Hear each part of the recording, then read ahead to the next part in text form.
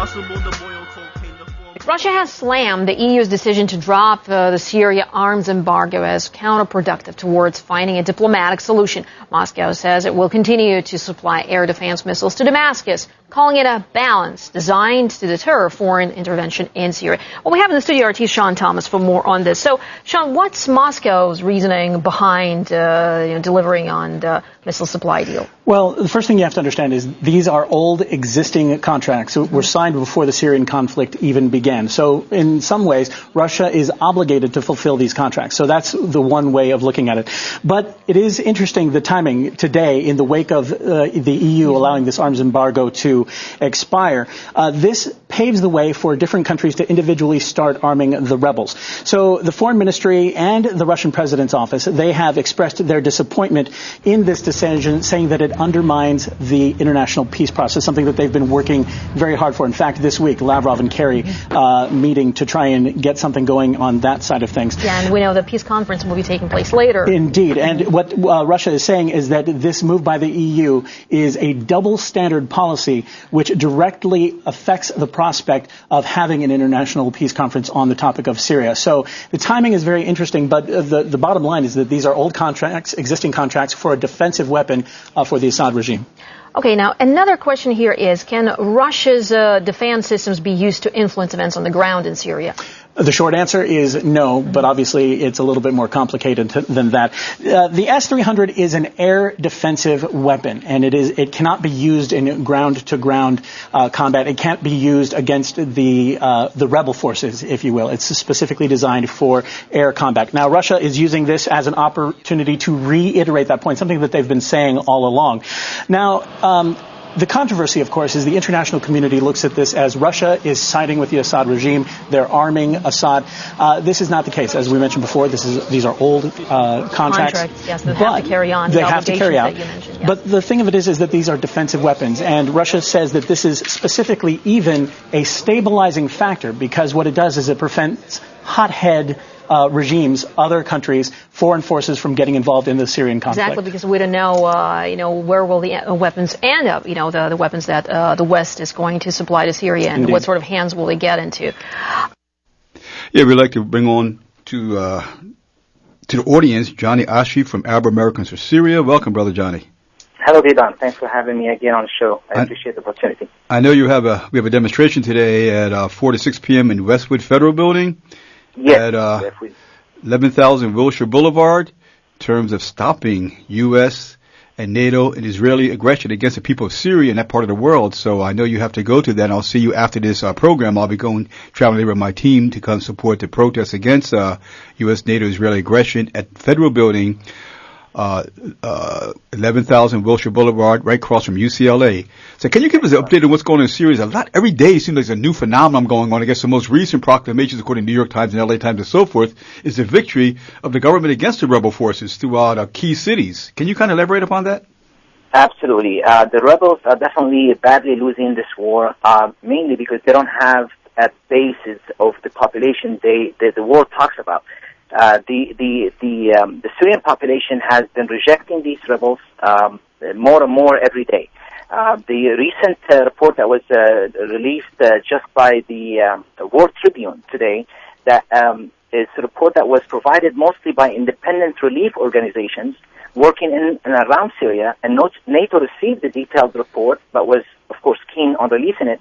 It talks about 70% of the Syrian population, Didan, support the government of Bashar Assad. 20% are neutral, and only the remaining 10% are aligned with the Western-supported, jihadist rebel, lung-eating, kidnapping rebel.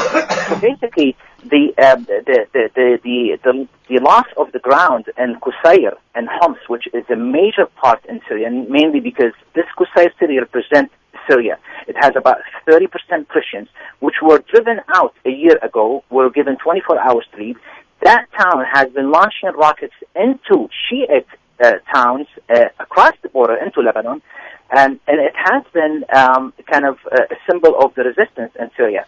This town has fallen, finally, with all the support that the United States is doing. I mean, we all know that the U.S. government has sought to topple the Syrian government. That's no secret. For years now, They've done it, and like they did in Iraq in 2003, like they did in Libya in 2011. But it's all under false pretext. One weapon is mass destruction, another one freedom and democracy, humanitarian aid.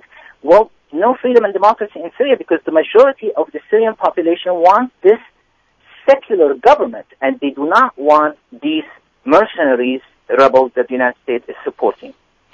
In terms of this allegation of gas being used, as well as the recent EU lifting the so-called ban on weapons, what impact will that have? And can you elaborate upon the allegations about the Syrian government using gas on the sarin gas on its population? Sure. There's a few points on this we need to discuss. Today, to top it off, France just today said that there's proof that the Syrian government had chemical weapons or used chemical weapons against the rebels.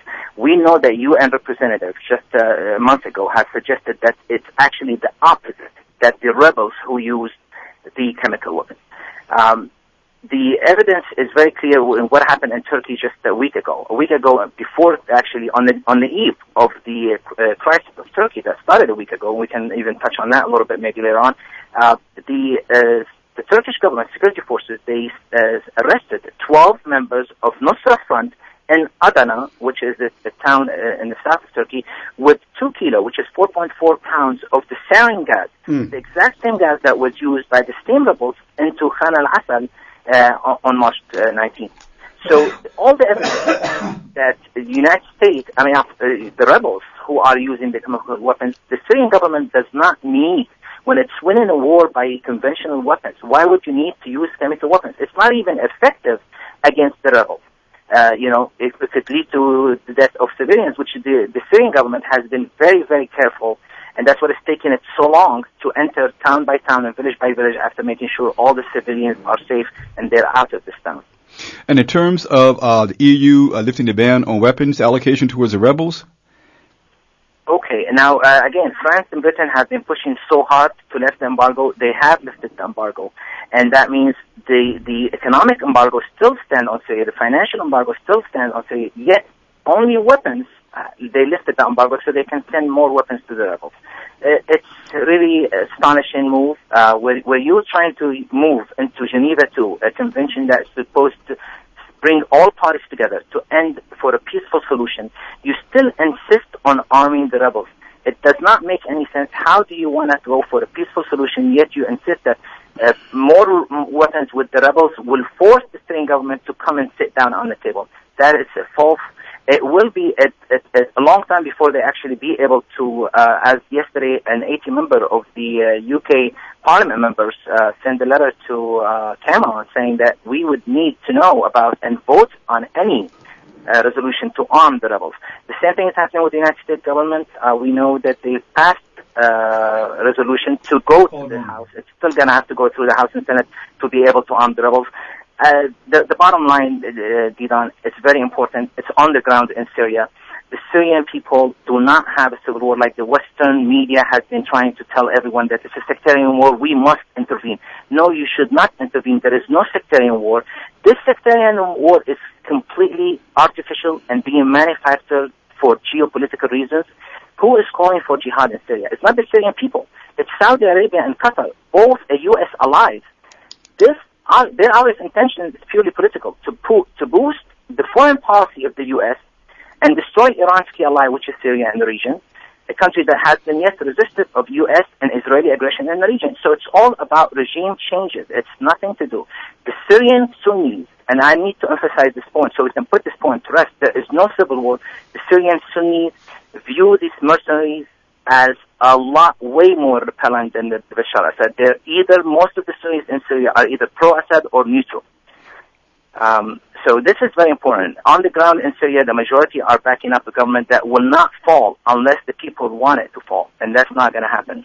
And my final question, what's the prospect for the meeting, to work out a political solution based upon the principle of right of every nation to self-determination in light of the recent developments? Excellent. I think the more the Syrian government wins on the ground, the more likely it would lead to a peaceful solution. A lot of people don't see this point.